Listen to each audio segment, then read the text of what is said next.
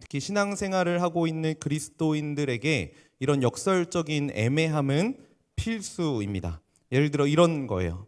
죽어야 산다. 죽어야 산다는 것은 죽어야 한다는 겁니까? 아니면 살아야 한다는 겁니까? 살려고 죽는 것은 죽기 위함이 아니잖아요. 결국 살기 위함이죠. 죽음과 삶은 정반대의 이야기인데 죽음으로써 살 수 있다라는 이 말은 우리의 머리로는 이해가 되지만 우리의 삶 속에서는 쉽게 인정할 수 없는 역설적인 애매함이라는 겁니다. 또한 이런 것도 있어요. 크고자 하는 자는 너희를 섬기는 자가 되어야 한다. 이 말씀은 큰 자가 되어야 한다는 걸까요? 섬기는 자가 되어야 한다는 걸까요? 섬기면 커지니까 크기 위해선 섬겨야 된다라는 말일까요? 큰 자가 되기 위해서는 섬겨야 하는데 섬기려면 낮아져야 되고 낮아지는 것 같지만 그게 큰 사람이 되는 길이기에 섬기는 자는 결코 낮은 자가 아니라 큰 자가 될 수 있다. 뭐 이런 걸 얘기하는 걸까요? 그럼 여러분들은 큰 사람입니까? 작은 사람입니까? 애매하죠. 역설인데 이것이 그리스도인인 우리의 삶에 경험되어지는 애매함이라는 겁니다. 그래서 이런 관점으로 우리의 삶을 보면 우리의 삶도 굉장히 애매합니다. 어느 직장을 선택해야 할지, 어느 학교로 가야 할지, 어떤 옷을 입을지, 오늘은 피곤한데 교회를 가지 말고 온라인으로 예배를 드릴지, 앞자리에 와서 앉아 예배 드리라고 하는데 어느 정도로 앞에 가야 할지, 또 너무 앞으로 가면 너무 순종하는 것 같고 또 안 순종하기에는 약간 민망하니까 한 칸 정도 앞으로 와주고 그것으로 스스로 만족하고 기뻐하면서 신앙생활하고 있지는 않습니까? 우리는 항상 애매한 선택의 갈림길에서 살아가고 있다는 겁니다. 그래서 우리에게 필요한 것은 이런 애매함을 확실함으로 바꾸는 계기가 필요합니다. 그렇다면 우리의 신앙과 우리의 삶의 애매함을 확실함으로 바꿀 수 있는 방법은 무엇이 있을까요? 가장 좋은 방법은 먼저 확실한 길을 보여준 그 누군가를 따라가면 되는 겁니다. 그 오징어 게임에 보니까 유리로 된 징검다리를 건너가는 미션이 있잖아요. 둘 중에 하나를 선택해야 하는데 하나는 그냥 유리고 하나는 강화 유리입니다. 두 개의 애매한 선택을 앞둔 참가자들 중에서 누가 가장 유리할까요? 맨 뒤에 있는 사람이 아마 가장 유리할 겁니다. 앞 사람이 확실하게 건너간 그 자리를 따라가면 되는 거잖아요. 그렇다면 우리에게 가장 완벽한 길을 제시해 주신 분이 누구인지 알고 그분을 따라가면 이 애매한 현실로부터 확실한 선택으로 우리의 삶이 나아갈 수 있게 된다는 거죠. 그분은 우리가 너무나 잘 알고 있는 예수 그리스도입니다. 그러니까 내가 낮아질지라도 상관없는 충분한 이유가 우리에게 있다면 우리는 낮아질 수 있는 거죠. 우리는 섬길 수 있는 거죠. 우리 예수님께서 먼저 그 길을 걸어가신 예수님께서 먼저 그렇게 낮아지셨고 그런 낮아짐으로 우리를 구원하셨고 그것이 우리를 결국에는 살린다라는 사실을 확신할 수 있기 때문에 우리는 낮아질 수 있는 것이고 다른 사람을 섬기는 자의 자리로 나아갈 수 있다라는 겁니다. 그래서 우리는 예수님으로 충분하다는 이 신앙 고백이 너무나 필요하고 중요한 겁니다. 우리는 올해 시작하면서 부흥이 무엇인가에 대해서 나누었었고 부흥은 교회라는 테두리 안에서 일어나기 때문에 교회란 무엇인가라는 주제를 당신의 교회를 세우소서라는 설교 시리즈를 통해 나누었습니다. 교회의 보편성에 대한 이야기, 교회의 표지, 기도와 예배, 설교, 헌금 질서 이런 것들. 그리고 지난 주에는 담장을 뛰어넘어 선교적 교회로 살아가야 하는 우리의 삶의 정체성에 대해서도 말씀을 나눠주셨습니다. 자, 그렇다면 우리가 이제는 실제적으로 우리의 삶 속에서 무엇을 전하고 무엇을 흘려보낼 것인가를 고민해야 될 차례인 겁니다. 단순한 복음 전도의 열망만 가지고 하는 것은 무모한 도전이 될 수 있기 때문이죠. 베드로 사도가 이렇게 권면했습니다. 너희 마음에 그리스도를 주로 삼아 거룩하게 하고 베드로전서 3장 15절 말씀인데요. 너희 속에 있는 소망에 관한 이유를 묻는 자에게는 대답할 것을 항상 준비하되 온유와 두려움으로 하고 대답할 것을 항상 준비해야 한다라고 하죠. 이것이 이제 우리가 이 현실을 살아가는 우리가 해야 될 고민인데 사실 이러한 고민은 우리뿐만 아니라 2000년 교회 역사 가운데 그 이전에 하나님의 백성들이 늘 해왔었던 고민이었습니다. 그래서 우리는 함께 고민하고 우리의 믿음의 선배들이 했었던 고민과 함께 공유하면서 고민하고 우리의 실력을 키워 나가야 한다라는 거죠. 그래서 누군가 우리에게 소망에 관한 이유를 묻는 자가 있다면 온유와 두려움으로 대답할 수 있는 준비가 되어야 하는 거죠. 그런 차원에서 오늘 우리가 함께 나누려고 하는 이 사도신경은 우리가 대답할 수 있는 가장 좋은 대안 중에 하나입니다. 쉽게 말하면 사도신경만 우리가 제대로 알아도 복음을 전하고 이 진리로부터 벗어나지 않을 수 있다라는 거죠. 전 세계의 거의 대부분의 교회에서 매주 주일 예배 시간에 이 사도신경을 암송합니다. 우리도 암송했죠. 그리고 예배 순서지에 보면은 보통 이 사도신경을 신앙 고백으로 표현합니다. 그리고 그 신앙 고백에 대한 고백을 사도신경의 문구를 빌려서 고백하고 있는 거죠. 설교의 내용도 매주 바뀌고 찬송가도 바뀌고 찬양도 바뀌고 예배 순서 안에 있는 다른 요소들은 바뀌지만 사도신경은 매주 똑같은 걸 고백합니다. 도대체 사도신경이 뭐길래 바꾸면 안 되는 것인지, 왜 전 세계의 교회가 동일하게 함께 고백하고 있는지 그 부분에 대해서 먼저 고민해 봐야 합니다. 우선 이 사도신경이라는 말 뜻을 좀 살펴보려고 해요. 사도는 예수님의 12제자를 가리키겠죠. 그리고 신경은 신조라고 부르기도 하는데 라틴어의 크레도라는 말로부터 나왔습니다. 이게 나는 믿습니다라는 의미를 갖고 있거든요. 이런 차원에서 신조, 신경 이 말은 교회가 무엇을 믿는지 정리해 놓은 것을 가리키겠죠. 그래서 이 사도신경을 풀어서 좀 이야기해 보자면 사도들의 고백이라고 할 수 있는 겁니다. 그래서 초대교회에는요, 사도신경을 보면 12문장으로 되어 있는데 이 12문장을 12사도들이 돌아가면서 하나님과 예수님과 성령님에 대해서 한마디씩 한 문장씩 이야기한 것을 종합한 것이다 라고 생각했었습니다. 그런데 이거는 그냥 낭만적인 생각이고요. 사도신경은 그런 게 아니라, 사도들이 이야기한 게 아니라 사도들이 전해준 복음이라는 의미를 함께 갖고 있습니다. 그런데 사실 역사를 살펴보면요, 사도신경뿐만 아니라 이러한 신경들, 신조들이 굉장히 많이 있었습니다. 여러분은 잘 모르시겠지만 니케아 신경, 이게 사도신경과 거의 비슷한데 약간 분량만 늘어났습니다. 이런 고백도 있고요. 조금 더 뒤로 와서는 우리가 가장 많이 들어봤을 법한 웨스트민스터 신앙 고백, 이것도 신조거든요. 이러한 신앙 고백들이 역사 가운데 굉장히 많이 있었다라는 거죠. 근데 왜 이런 신조들, 신경들이 계속해서 나와야만 했을까요? 그 목적에 대해서 좀 생각해 봐야 되는데요. 첫 번째 목적은 이단으로부터 기독교 진리를 지키기 위함이었습니다. 초대교회에 보면 영지주의라는 이단부터 시작해서 교회는 수많은 이단들의 공격을 받고 있었습니다. 그래서 그 교회를 지키기 위해서, 거룩함을 지키기 위해서 이러한 신조들, 우리가 고백하고 있는 것이 무엇인지에 대한 확실한 선포가 필요했었던 것이죠.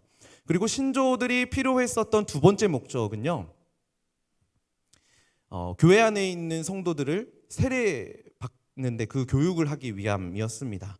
세례를 받는다는 것은 교회의 공식적인 멤버로 받아들이겠다는 뜻이고, 그렇다면은 그 성도에 대한 교육과 진리에 대한 확실함이 필요하겠죠.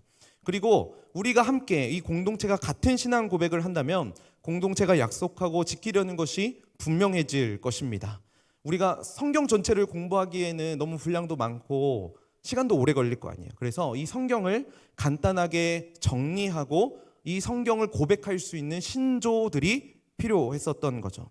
그래서 사실 이 신조는요, 글자를 모르는 사람도 외울 수 있는 범위여야 했습니다. 사도신경이 사실 그렇죠. 그런데 계속해서 이단이 생겼었던 거예요. 보호해야 할 기독교의 진리들이 너무너무 많아지기 시작했었던 거죠. 그러니까 점점 이 내용이 많아질 수밖에 없었던 겁니다. 외울 수 있는 범위를 넘어서게 됐던 거예요. 아까 이야기했던 니케아 신경도 사실 외우기에는 조금 버거운 분량입니다. 웨스트민스터 신앙 고백서는 외울 수 있는 정도가 아니죠. 너무 많습니다. 감히 외울 수 없을 정도로 엄청납니다. 그러니까 이 교회들이 가장 기본적이고 기초적인 내용이 담겨 있는 이 사도신경의 고백을 우리 교회의 신앙 고백으로 정했었던 겁니다. 그런 면에서 이 사도신경은요, 2000년의 교회 역사 가운데 이미 증명된 교회의 고백이라고 할 수 있는 것이죠. 바꿔서 이야기해 보자면은 이 사도신경만 제대로 알아도 진리로부터 벗어나지 않을 수 있다라는 겁니다. 그렇기 때문에 이 사도신경이 무엇을 이야기하고 사도신경이 어떤 구조로 되어 있는지 살펴보는 건 중요합니다.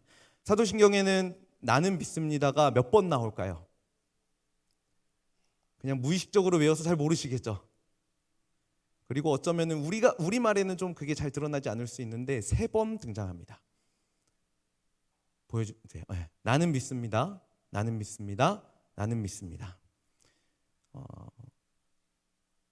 첫 문장만 보면요, 전능하사 천지를 만드신 하나님 아버지를 내가 믿사오며, 내가 믿습니다라는 고백이 등장하죠. 이게 원문에 보면은 이렇게 문장 앞에 한 번씩 들어가요.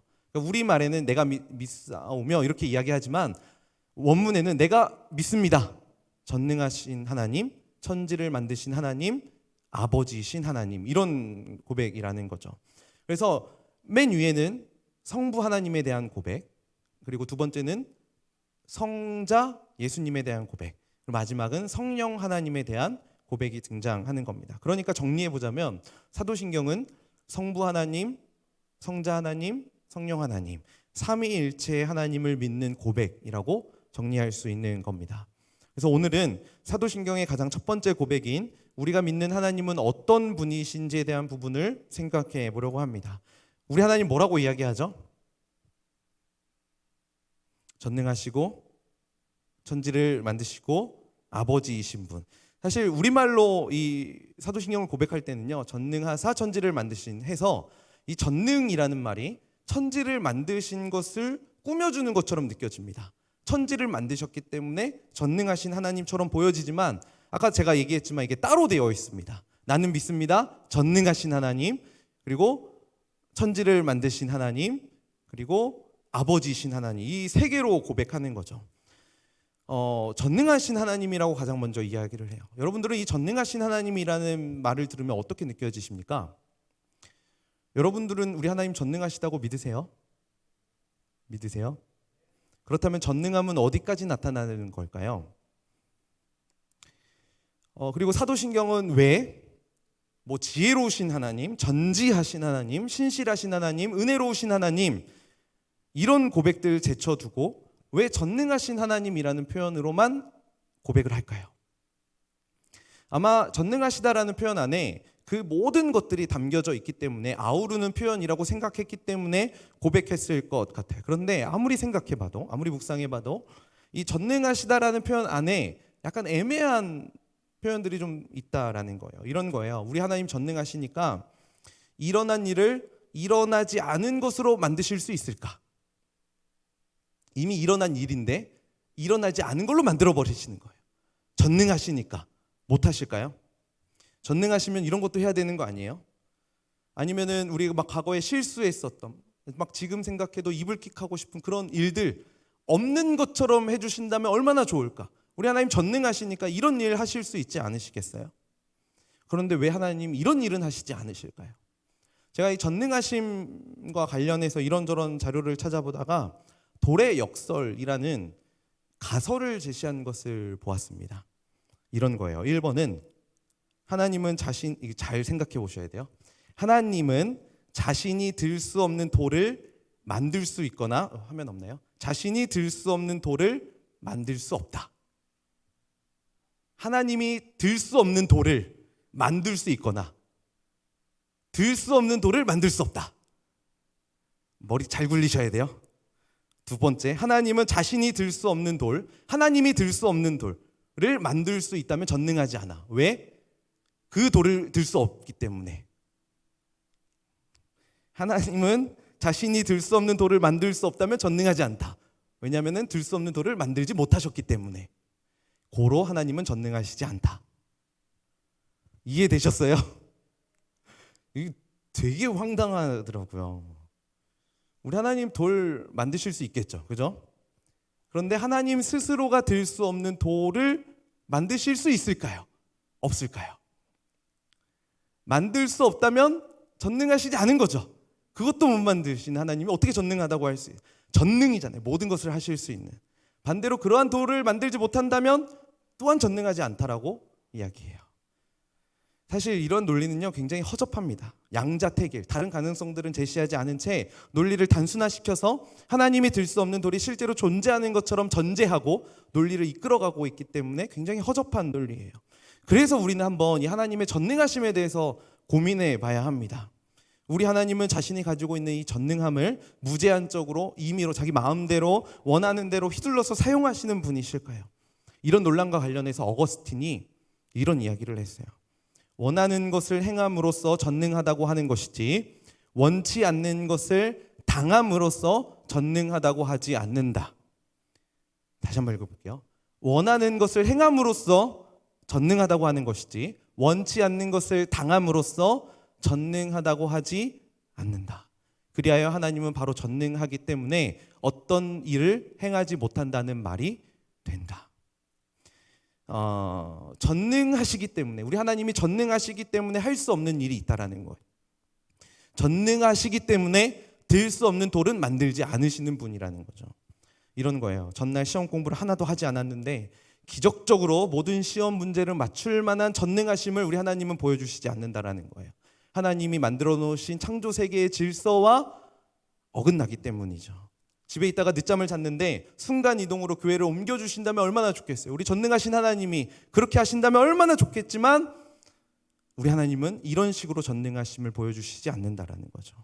하나님이 창조하신 창조 세계의 질서에 합당하지 않을 뿐더러 이런 거는 내게만 유익한 것이지 하나님의 뜻과 하나님의 계획과는 전혀 상관없는 일이기 때문이죠. 그래서 내가 원하는 방식으로 일하지 않으셨다고 전능하시지 않다라고 말하는 건 하나님을 너무나 나 중심으로 내 개인적인 관점으로 해석하고 있다라는 겁니다. 그래서 우리가 이 전능하신 하나님이 어떠한 분이신지 더 깊이 알기 위해서는 하나님이 스스로를 소개한 성경 안으로 들어가야 합니다. 하나님께서 자기 자신을 가리켜서 전능한 하나님이라고 표현한 몇 군데를 찾아볼 수 있습니다. 대표적으로 가장 첫 번째로 말씀하셨던 본문이 오늘 우리가 읽은 창세기 17장입니다. 우리 같이 한번 읽어볼까요? 시작. 아브라함이 99세 때 여호와께서 아브라함에게 나타나서 그에게 이르시되 나는 전능한 하나님이라 너는 내 앞에서 행하여 완전하라. 하나님이 아브라함에게 나타나셔서 자기 스스로를 가리켜 전능한 하나님이라고 표현합니다. 그런데 사실 이 장면도 우리가 조금 더 앞뒤 말씀까지 함께 읽어보면은 되게 애매한 표현임을 알 수 있습니다. 오늘 본문은 하나님께서 아브라함에게 아들을 주시겠다라고 약속하신 다음에 다시 찾아오셔서 말씀하시는 장면입니다. 원래 아들을 주시겠다고 하셨으면서 아무리 기다려도 아들이 생기지 않으니까 다른 여종을 들여서 아들을 낳으려고 했었죠. 그런데 그런 것이 아니라 하나님의 뜻은 그런 게 아니라 아브라함을 통해서 나오는 자녀만이 진짜 자녀다, 약속을 이을 자녀다라고 하나님이 말씀하고 계신다라는 거예요. 더 나아가서 오늘 본문 뒤에 가서 보면은 할례라는 약속의 표징을 주시면서 내가 그 약속 반드시 이루겠다라고 말씀하시는 장면이에요. 지금 아브라함의 나이가 99세인데 99세에 아들을 주시겠다라고 약속하신 것도 굉장히 놀라운 말씀이긴 하지만 이걸 아브라함 입장에서 한번 생각해 봐야 합니다. 지금 1절 맨 앞에 보면 아브라함의 나이가 아브라함이 99세였다라고 이야기합니다. 그런데 그 바로 앞에 가서 16절에 보면은요, 아브라함이 86세였더라라고 이야기를 해요. 그러니까 지금 하나님이 13년 만에 아브라함에게 찾아오셔서 다시 약속을 확인시켜 주신다라는 거예요. 아들 주시겠다라고 하고 13년 동안, 아니 그 이상 동안 침묵해 오셨던 하나님이 또 말씀하시는 거예요. 내가 아들을 주겠다, 너를 통해서. 여러분은 이 약속을 신뢰하실 수 있겠어요? 그러면서 오셔서 나는 전능해 라고 이야기할 때에 그 하나님을 전능한 하나님으로 믿으실 수 있겠냐라는 거예요. 아브라함은 현실을 살아가면서 하나님의 약속에 대해서 의심을 할 수밖에 없는 상황으로 몰아가셨습니다. 그리고 아브라함은 하나님을 향해서 아주 합리적인 대안을 하나 제시했어요. 아까 이야기했듯이 이스마엘이나 하나님 앞에 살기를 원합니다. 이 이스마엘이 내 약속을 이어갈 나의 자손입니다라고 이야기했다라는 거죠. 얼마나 합리적입니까? 사실 이런 태도는요, 하나님의 전능하심을 우리의 삶 속에서 온전히 경험하지 못하는 우리가 취하는 자세이기도 합니다.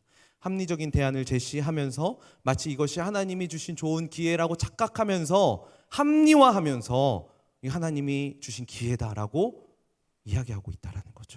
착각하는 거죠. 그런데 성경이 말하는 건요, 가장 합리적인 대안은 너의 머릿속에서 나온 것이 아니라 네가 제시한 애매모호한 대책이 아니라 오직 하나님, 그분 자체라고 이야기하고 있다라는 겁니다.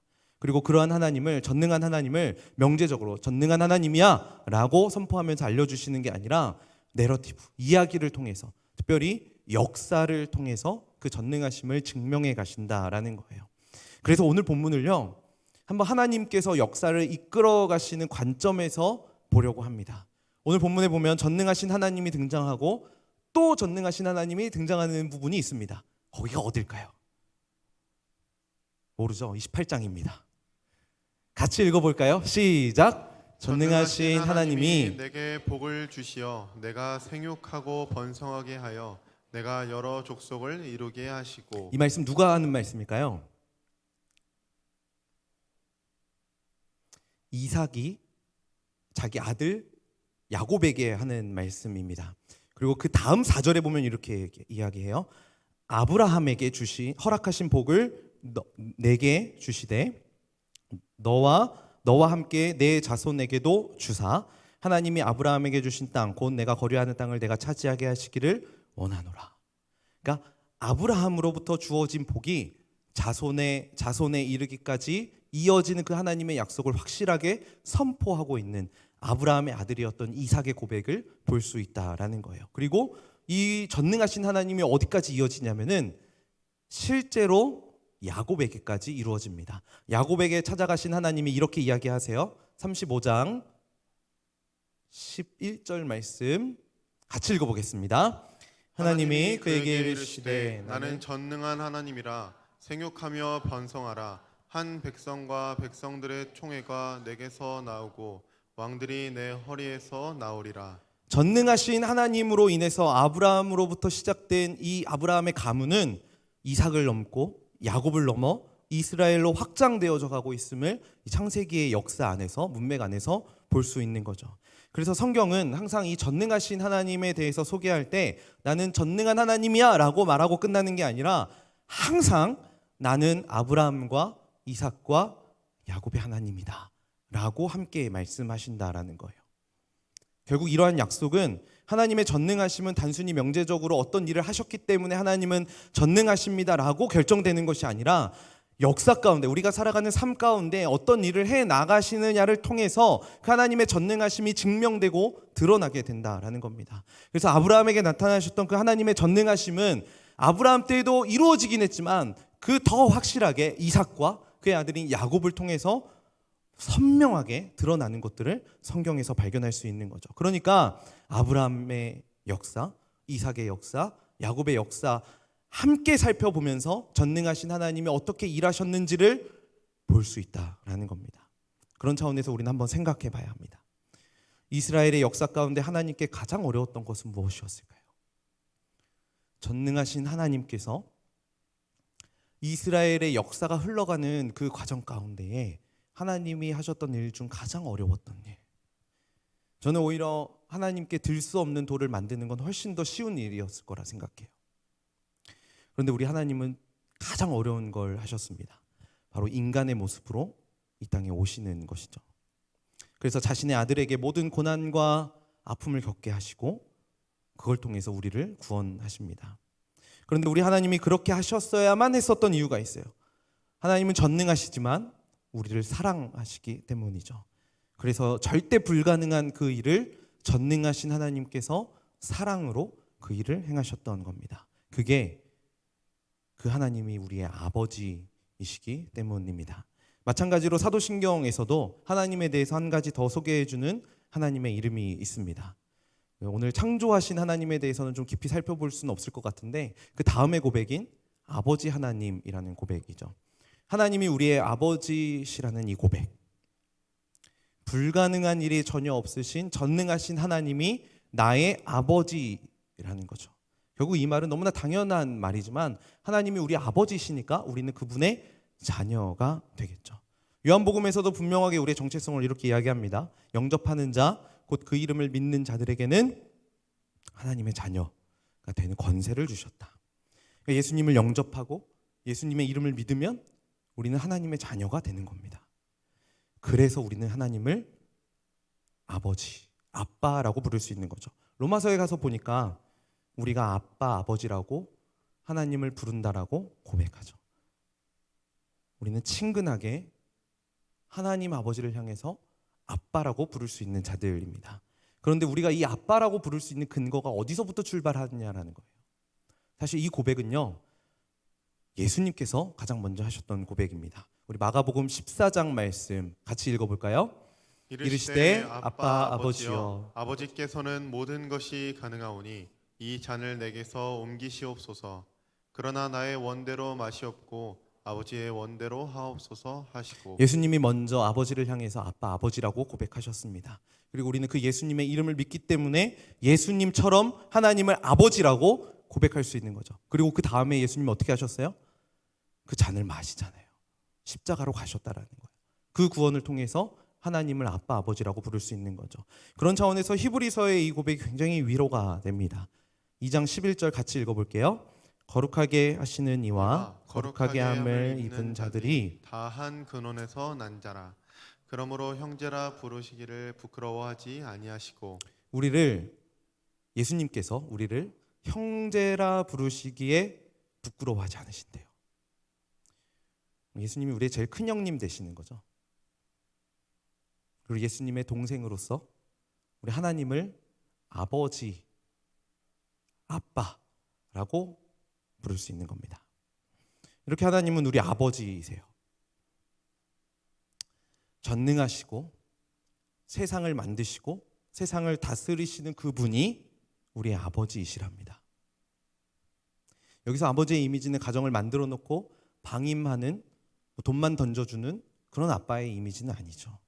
그래서 우리가 이 하나님의 전능하심 경험하고 누리려면 하나님을 아버지로 모시고 매일 동행할 수 있어야 하는 겁니다. 그래서 하나님을 위한 선택의 순간이 하나하나씩 늘어가면 그 선택의 순간, 우리의 삶의 그 선택의 순간을 통해서 전능하신 하나님의 일하심들을 하나하나씩 경험할 수 있게 되는 거죠.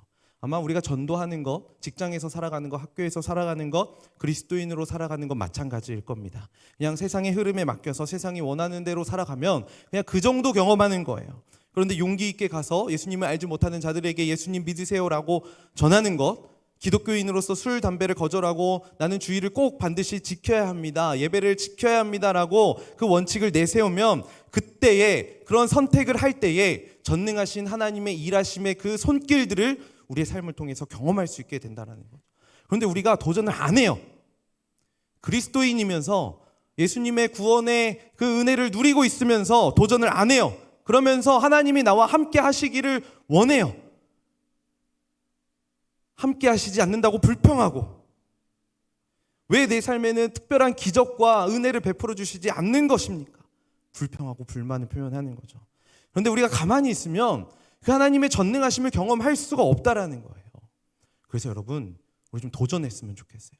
우리 도전해야 합니다. 우리 전능하신 그 하나님이 나의 아버지이시고 그분이 세상을 창조하셨고 지금도 그 세상을 다스리시고 계신 전능하신 하나님이라고 믿으신다면은, 그리고 그분이 우리의 아버지이시라고 믿으신다면 도전하셔야 돼요. 도전하시면 그 전능하신 하나님의 손길을 우리의 삶을 통해서도 경험할 수 있다라는 겁니다. 이번 주에 군대 가는 형제들, 전능하신 하나님이 우리의 아버지시라는 사실 믿으시나요? 왜 나를 군대로 보내셔가지고 전능하시지 않은 것 같은, 그러지 않으시죠? 그분이 우리 아버지이세요. 도전하시길 축복합니다. 그리스도인의 정체성을 잃지 않길 축복합니다. 그러면 거기서도 일하시는 하나님 만날 수 있을 거예요. 그 하나님을 아버지로 경험할 수 있을 겁니다. 제가 주중에 지나가는 어떤 영상을 하나 보게 됐는데요. 딸이 아버지에게 전화를 걸어서 나는 아빠한테 어떤 딸이야? 라고 묻고 그 아버지의 반응을 보이는 그런 영상이었습니다. 처음에 딸이 너무 막 이게 감격스러워서 슬퍼가지고 눈물을 막 흘려서 얘기를 제대로 못하는 거예요. 간신히 이야기했어요. 아빠, 난 아빠한테 어떤 딸이야? 그러니까 아빠가 왜? 최고의 딸이지 이렇게 얘기를 하는 거예요. 그 딸이 계속 울먹이면서 말도 제대로 못하고 있으니까 아빠가 얘기하는 거죠. 왜? 무슨 일 있어? 아무 일 없다면서 계속 우니까 아빠가 계속해서 걱정하는 거예요. 그래서 실제로 제가 이 설교단에서 이런 이야기 하긴 좀 그렇지만 그 아버지의 그 말을 그대로 가져오면은 사장 새끼가 뭐라고 했어? 딸은 아니라고 얘기하고 아빠는 무슨 걱정되니까 무슨 일이냐고 하고 그렇게 실랑이를 하다가 그 전화를 끊기 전에 아빠가 딱 한마디 하더라고요. 기다려, 금방 갈게. 여러분, 이게 아빠예요. 근데 사실 여기 앞에서 이런 말 하는 것 자체가 조심스럽습니다. 왜냐하면 그렇지 않은 아빠가 훨씬 많기 때문이죠. 그런데 이 세상에서의 불완전한 아빠와는 비교조차 할 수 없는 자상하시고 사랑이시고 전능하시고 세상을 창조하시고 지금도 우리를 다스리시고 계신 아빠가 계신다라는 거예요. 우리 하늘 아빠이시죠. 우리 하늘 아빠도 여러분들에게 말씀하셨어요. 기다려, 금방 갈게. 기다려, 금방 갈게. 그리고 우리 아빠가 어떻게 하셨죠? 진짜 오셨어요. 우리 아빠가 진짜 오셨어요. 우리를 향해서 금방 갈게라고 외치고 그냥 허황된 그냥 피상적인 고백으로 끝나지 않고 그 고백을 실천하셨다고요. 그래서 그 오신 아빠를 믿는 자들에게는 삼위 하나님께서 창세 전부터 누리셨던 하나님의 풍성한 교제 안으로 우리를 초청해 주셨던 겁니다. 한번 생각해 보세요. 이것만큼 위대한 일이 어디에 있습니까? 이것만큼 아름다운 일이 어디 있습니까? 그러니 우리는요 하나님과 동행하면 되는 겁니다.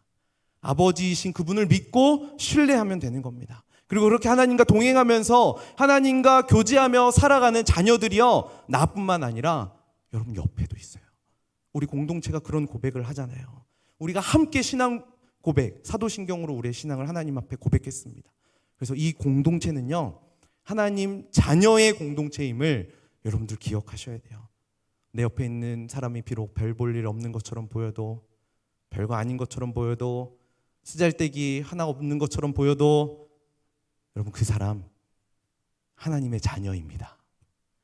나도 하나님의 자녀고 옆에 있는 같이 신앙을 고백했던 그 사람도 하나님의 자녀예요.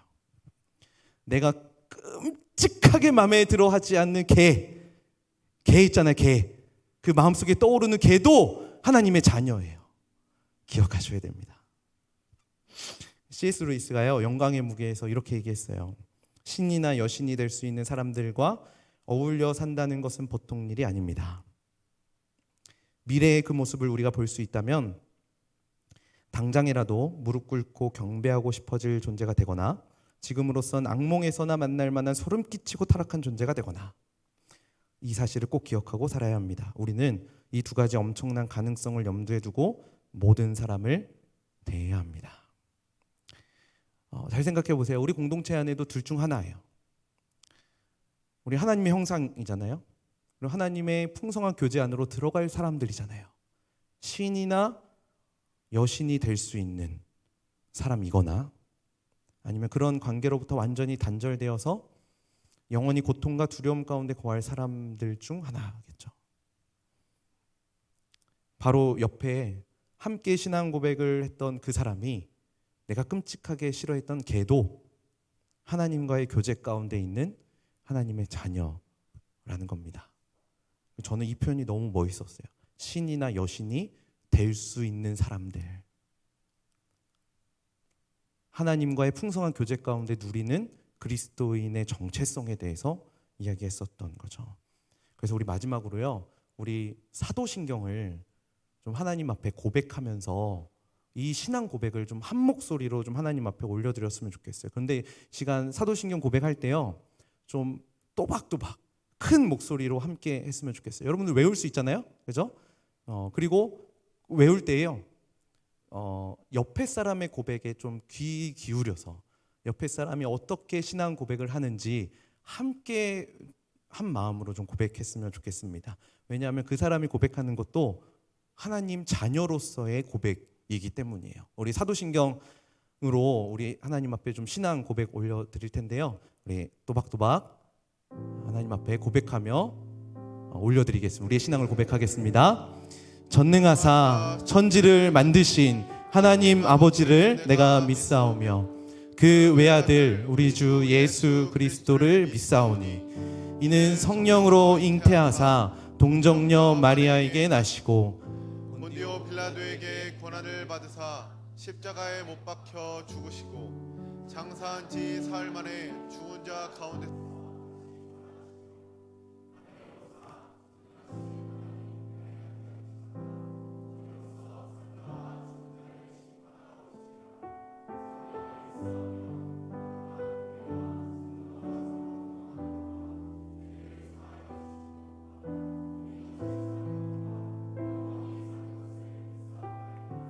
아멘.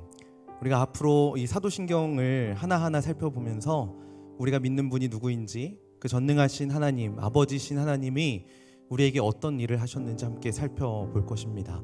여러분 좀 기대하면서 또 그 하나님이 하시는 이 일들을 우리 예배를 통해서뿐만 아니라 우리의 삶을 통해서 좀 경험할 수 있었으면 좋겠어요.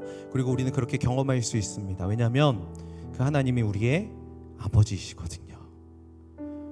하나님을 아버지라고 부를 수 있는 게 얼마나 감사하고 기쁜 일인지 모르겠습니다. 그래서 우리 이러한 고백으로 좀 하나님 앞에 나아갔으면 좋겠어요. 하나님을 아버지라고 부를 수 있는 것 너무 좋습니다. 참 다행입니다. 하나님 아버지라고 고백하고 그렇게 살아가겠습니다.